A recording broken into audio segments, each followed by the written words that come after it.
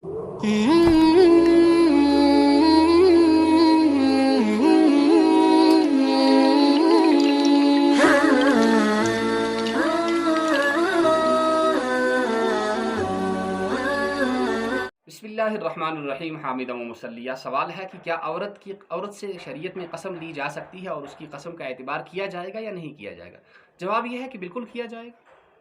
औरत से कसम लेना और उसकी कसम का जब जब शरीयत उससे कसम मांगती हो वो कसम खाए और उसकी कसम का बिल्कुल एतबार भी किया जाएगा। इसका तो साफ कुरान पाक में हुक्म है, वल खामिसता वयदरउ अनहा अल-अदाब अन तशहद अर्बअ शहादातिन बिल्लाह, कि उनसे जो है वो जब लिआन का कहीं मौका आए और लिआन की कोई सूरत पैदा हो जाए तो वहाँ औरत से भी कसम ली जाती है और उसकी कसम का एतबार भी किया जाता है। ये सूरत तो नूर की आयत नंबर 24 में ये हुक्म मौजूद है। तो उससे कसम लेना और उसकी कसम का एतबार करना बिल्कुल जायज़ है, इसमें कोई हर्ज नहीं है। अस्सलामु अलैकुम व रहमतुल्लाह।